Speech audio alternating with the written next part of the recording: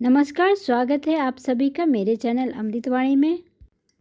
गुरुजी और माताजी को प्रणाम करते हुए आज का टॉपिक स्टार्ट करते हैं। आज का हमारा टॉपिक है आलोक को अरुद्ध ना करें, विस्तृत होने दें, जो कि लिया गया अखंड ज्योति से, जो कि परम पूज्य गुरुदेव की रचना है। सूर्य का आलोक चंद्रमा को प्राप्त होता है। चंद्रमा उसे मात्र अपने लिए उपयुक्त नहीं करता, वरन उपलब्ध आलोक को पृथ्वी के प्राणियों तक पहुंचाता और उन्हें रात्रि में चांदनी तथा शीतलता से लाभान्वित करने का अवसर देता है। समुद्र के दिए अनुदानों को बादल स्वयं ही नहीं पचा जाते, वरन अनुदान में उपलब्ध उस संपदा को त्रिशित भूखंडों पर बरसाते रहने में ही अपना सौभाग्य की सार्थकता समझते हैं। वृक्ष वनस्पतियों से लेकर नदी सरोवरों तक की यही परंपरा है कि ईश्वर प्रदत्त अनुग्रह को अपने तक सीमित न रखा जाए, उन्हें अन्यों के लिए वितरित करके आदान प्रदान का क्रम जारी रखा जाए। परिवार की क्रम व्यवस्था इसी आधार पर चलती है कि कमाऊ व्यक्ति अपने पुरुषार्थ एवं कौशल से जो पाते हैं उनका लाभ सभी परिजनों को प्रदान करते हैं। जो कमाया उसे अपने लिए ही सीमित रखा जाए तो फिर परिवार की गाड़ी आगे ही न चल सकेगी। आश्रयदाता और आश्रितों के बीच आदान प्रदान का उपक्रम ही वह आधार है जो उन्हें परस्पर जोड़ता और घनिष्ठता बनाता है। धुरी के टूट जाने पर पहियों का विलग होना और गति गमन रुक जाना स्वाभाविक है। अध्यात्म उपलब्धियों के संबंध में यही बात है। वे जिन्हें मिले वे अन्यों के लिए वितरित करें, इसी में उनकी सार्थकता है। गुरु अपने शिष्य को पढ़ाता है। शिष्य बड़ा होने पर उस ज्ञान संपदा का लाभ अपने से छोटों को देता है। छोटे भी जब बड़े होते हैं तो उस उपार्जन से दूसरों को लाभान्वित करते हैं।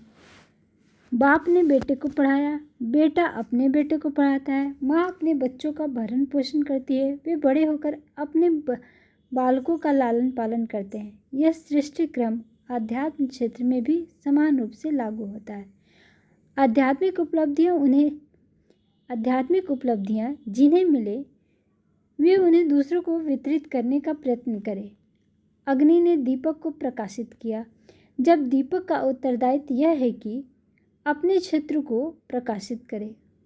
प्रकाशवान यदि दूसरों को प्रकाशित न करे, जो मिला है उसे अपने तक सीमित सुरक्षित रखें, तो समझना चाहिए कि गति क्रम रुकता है और उससे अहित ही अहित होता है। मध्यकाल में अति महत्वपूर्ण विद्याओं को छिपा कर रखने की संकीर्णता पनपी, फलतः उपयोगी ज्ञान का लोप हो गया।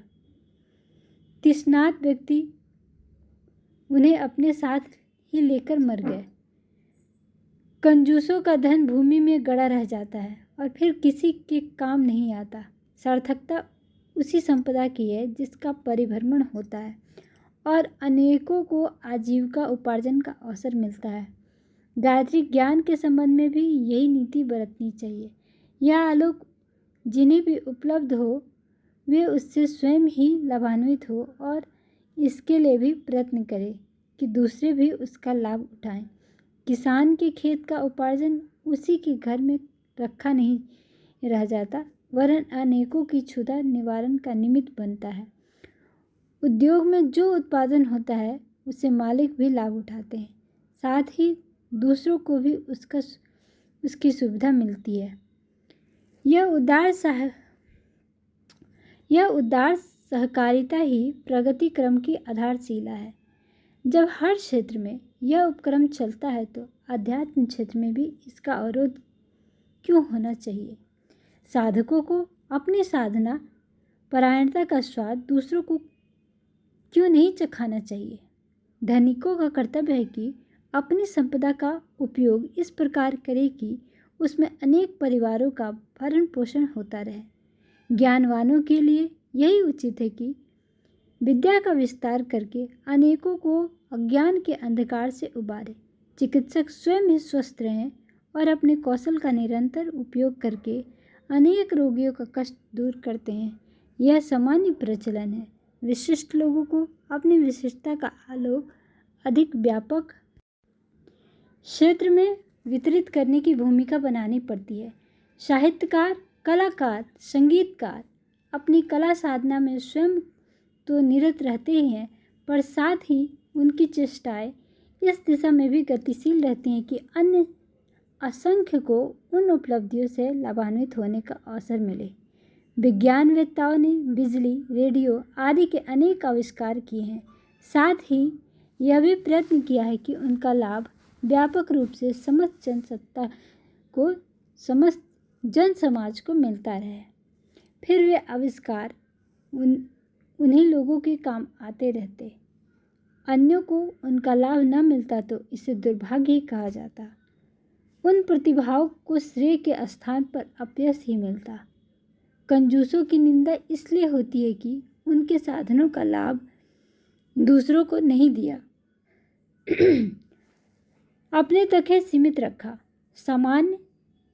सामान्य रूप से, विशिष्ट रूप से अपनी उपलब्धियों का लाभ दूसरों को दे, यही अपेक्षा की जाती है। इस अपेक्षा को पूरी न करने में वैभव को भर्त्सना का पात्र बनना पड़ता है, भले ही वो भौतिक हो या आध्यात्मिक।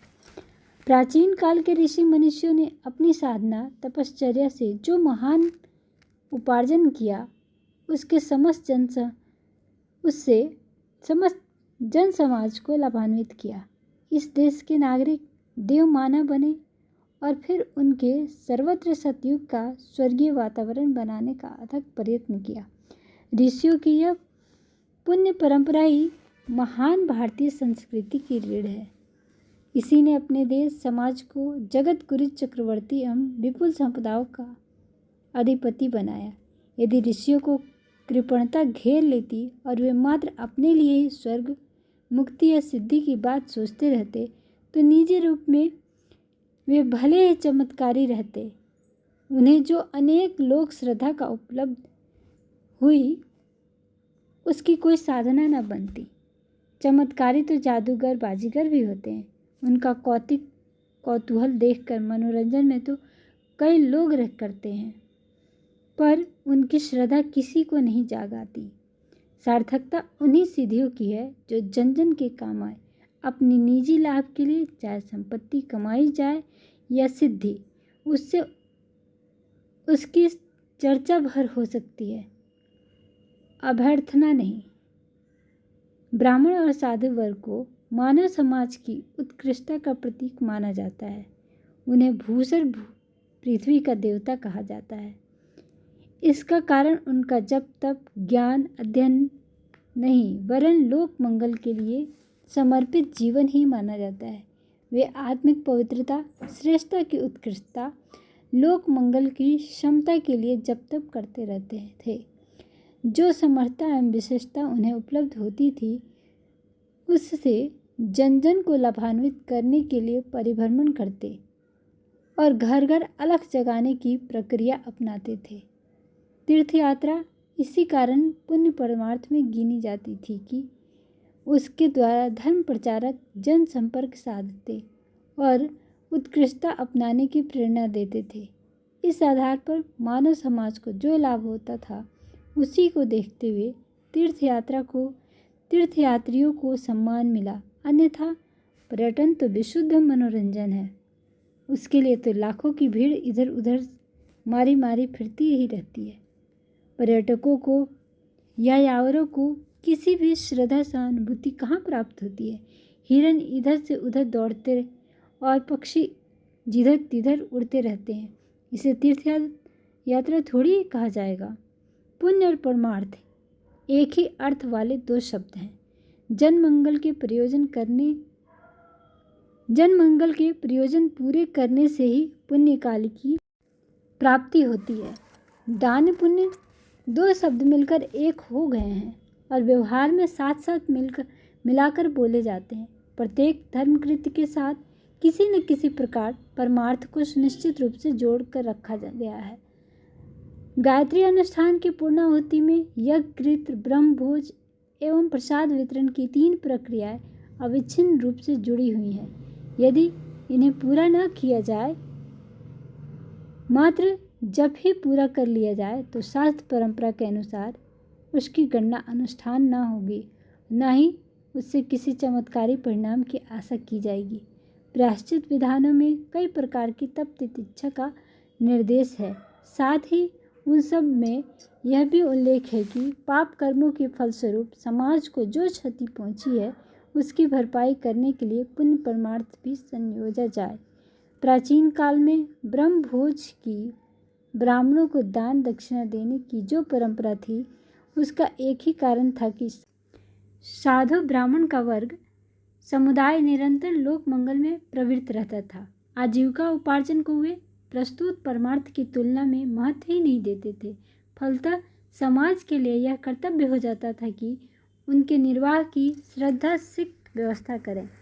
उस समय का साधु ब्राह्मण का जीवन क्रम विशुद्ध रूप में एक सार्वजनिक संस्था होती थी। लोग उन्हें दान देकर निश्चिंत हो जाते थे कि सामूहिक आवश्यकता और उपयोगिता को देखते हुए वे लोग उस धरोहर का ठीक प्रकार उपयोग कर लेंगे। ब्राह्मणों को दान प्रकारांतर से श्रेष्ठ सत्प्रवृत्तियों के संवर्धन के लिए दिया गया अनुदान ही होता था। उसका उपयोग किन कार्यों में किया जाए इस पचड़े में दानी नहीं पड़ते थे, वरन परम प्रमाणिक ब्राह्मण वर्ग पर ही यह निर्णय छोड़ देते थे कि वे इसकी उपयोगिता जहाँ जब जिस रूप में समझे तब वहाँ खर्च कर दें। वे वैसा ही करते भी थे। निजी आवश्यकताएं न्यूनतम रहने के कारण उन्हें उपलब्ध दक्षिणा का स्वार्थ साधन में प्रयुक्त होने की कोई आशंका ही नहीं रहती थी। दान दक्षिणा की परंपरा समर्थ व्यक्तियों को मुफ्त में पैसा देने जैसी आज तो दिखती है। प्राचीन काल में उसका स्वरूप वैसा नहीं था। वंश और वेश की कोई गरिमा ही नहीं हो सकती। परमार्थ प्रयोजन तो वह आधार है जिसके लिए सम्मान और सहयोग मिलने के बाद नैतिक एवं बुद्धि संगत मानी जा सकती है। इन सभी तथ्यों पर दृष्टिपात करने से स्पष्ट है कि आध्यात्मिक साधनाओं को मात्र पूजा उपचारों की क्रिया कृत्यों तक सीमित नहीं रखा जा सकता। उनके साथ परमार्थ प्रयोजन का जुड़ा रहना अनिवार्य रूप से आवश्यक है।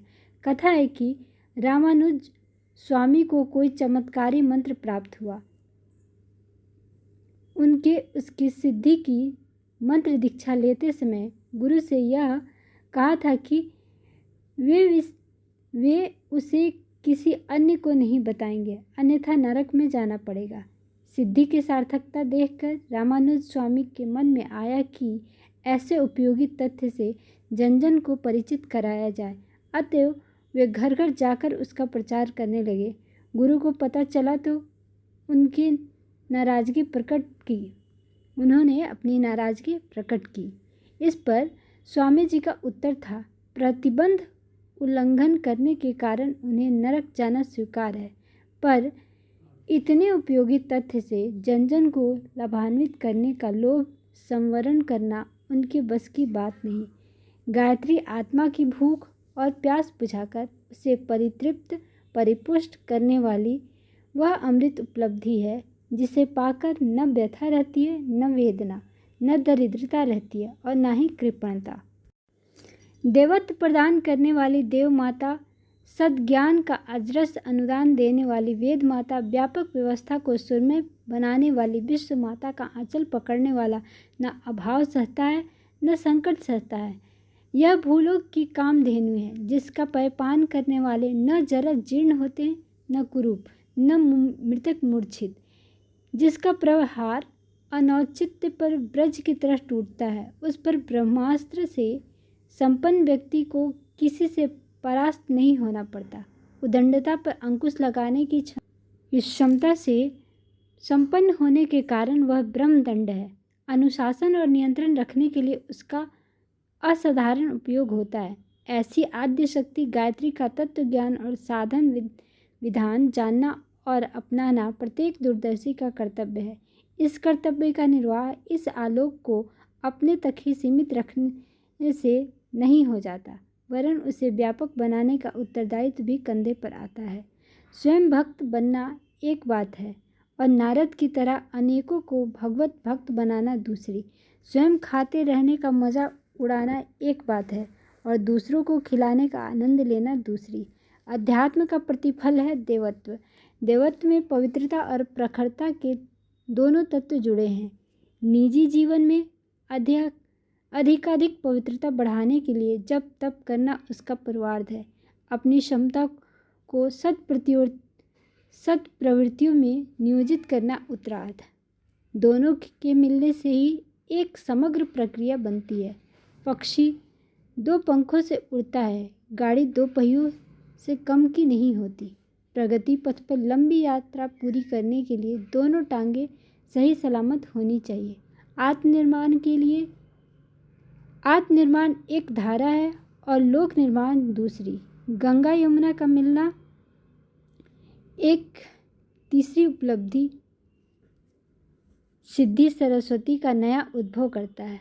फलतः त्रिवेणी संगम में स्नान करने पर कायाकल्प होने की अलंकारिक फलश्रुति का प्रत्यक्ष दर्शन होता है। गायत्री परिवार के प्रत्येक सदस्य से अपेक्षा की गई है कि वह उपासना के जप पक्ष को पूरा करने भर से संतुष्ट न होगा।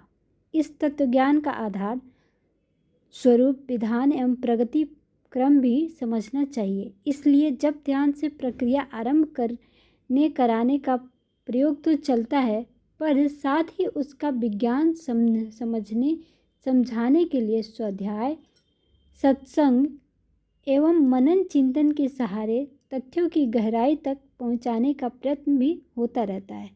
गायत्री साहित्य का युग शक्ति पत्रिका का अध्ययन अध्यापन भी सहायता का अविच्छिन्न अंग माना गया है। सभी जानते हैं कि थ्योरी न जानने वाले की प्रैक्टिस कितनी अपूर्ण होती है और परिणाम की दृष्टि से कितनी संदिग्ध रहती है। अतएव अधूरी, कानी कुबड़ी, लूली लंगड़ी, एकांगी, एक पक्षीय पूजा की प्रक्रिया को आवश्यक बताते हुए भी अपर्याप्त बताया जाता रहा है। कहा जाता है कि गायत्री का तत्वज्ञान समझना, उसकी प्रेरणा, हृदय संगम करना तथा सन्निहित निर्देशन को व्यवहारिक जीवन में उतारना भी आवश्यक है। जिन्होंने अपनी उपासना पद्धति में इन तथ्यों का समावेश किया है, उनकी समग्र साधना फलवती होती रही है। ऐसे समग्र साधनारत नैष्ठिकों को एक मत से अपना अनुभव इन्हीं शब्दों में व्यक्त करते हुए देखा गया है कि कभी किसी की गायत्री साधना निष्फल नहीं जाती।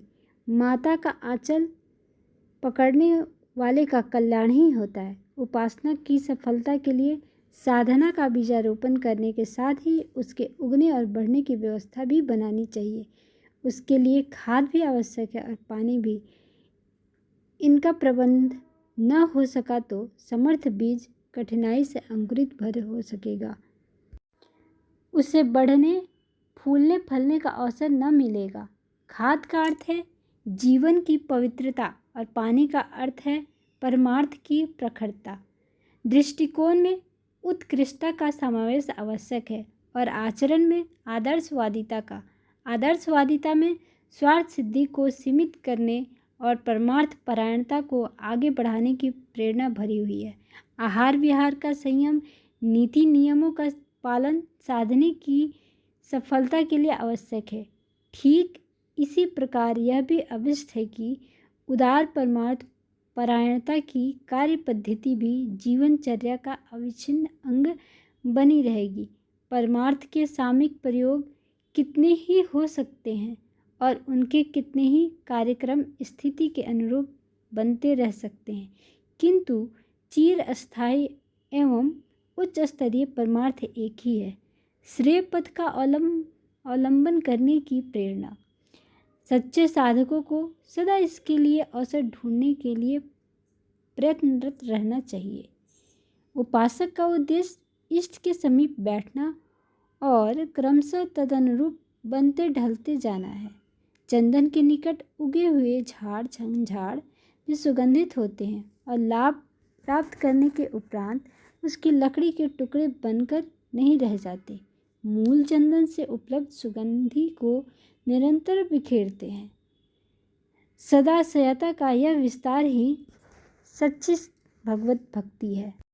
भगवान की समीपता से जो आलोक भक्त को मिलता है उसका विस्तार किए बिना वह रह ही नहीं सकता। संपर्क में आने वाले को वह सदा भक्ति की गरिमा बताने और भक्त बनने की प्रेरणा देने में लगा रहता है। संत भक्तों ने असंख्यों को अपने अनुरूप अपनी अपनी आस्था के अनुकूल बनाया है। वे अपने प्रयास आत्म कल्याण तक ही सीमित करके नहीं बैठे।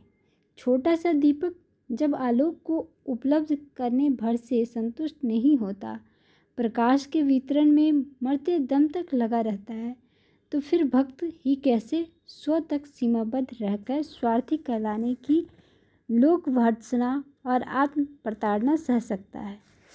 विस्तार किए बिना उसे भी चैन नहीं पड़ता। लकड़ी आग के समीप जाकर गर्म होती है। अधिक समीपता घनिष्ठता होने पर वह अग्नि रूप हो जाती है। प्रसंग यहीं समाप्त नहीं हो जाता। अग्नि रूप हुई लकड़ी अपने इष्ट के प्रति समर्पित होकर तद्रुप हो गई। यह सफलता का पूर्वार्ध है। उत्तरार्ध इस रूप में है कि वह जलती लकड़ी अपने संपर्क क्षेत्र को गर्म करती है और जो कुछ निकट आता है उसी को अपने समान ज्वलंत बनाने का प्रयत्न करती है। यही श्रेष्ठ परंपरा है भक्तजनों को। साधकों को इसी का पालन करना पड़ता है।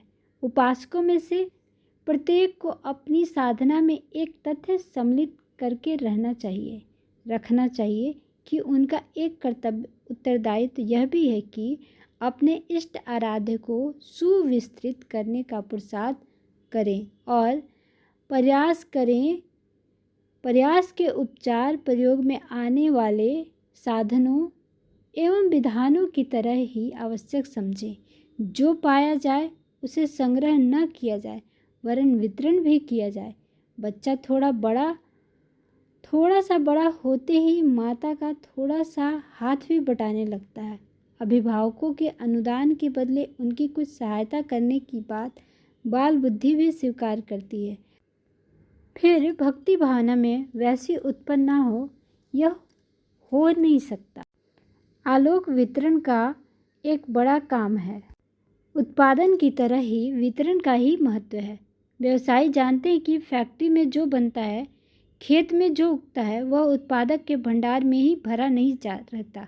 उसे आगे ढकेलने वितरण करने का प्रबंध भी उसी तत्परता से करना पड़ता है।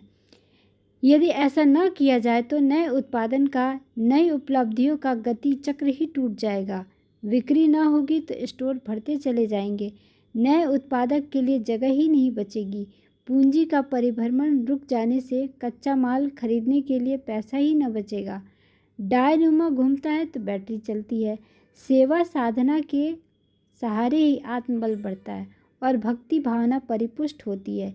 इस संदर्भ में कृपणता बरतने वाले जिस संकीर्ण स्वार्थपरता का परिचय देते हैं, उससे उन्हें लाभ कम और घाटा अधिक होता है। गायत्री का तत्व ज्ञान अधिकाधिक विस्तृत होना चाहिए। यह सामूहिक उत्थान और व्यक्तिगत अभ्युदय दोनों ही दृष्टि से नितांत आवश्यक है। दूसरों के हाथों पर मेहंदी लगाने के लिए जो हाथ उन पत्तियों को पीसते हैं, वे अनायास ही रंगते रचते चले जाते हैं। आद्य शक्ति के आलोक का वितरण हर साधक को अपने पवित्र उत्तरदायित्व में सम्मिलित रखना चाहिए। उसे साधना उपचार की तरह ही फलप्रद मानना चाहिए और उसके लिए जो भी औसत सामान्य दिखे उसे चूकना नहीं चाहिए। आज के लिए बस इतना ही। मिलते हैं नेक्स्ट वीडियो में। तब तक अपना ध्यान रखिए, खुश रहिए, मस्त रहिए। और चैनल पे पहली बार आए हों तो सब्सक्राइब करें। वीडियो में अंत तक बने रहने के लिए आपका बहुत बहुत धन्यवाद। वीडियो पसंद आई हो तो लाइक शेयर करना ना भूलें। बहुत बहुत धन्यवाद। आपका दिन शुभ हो।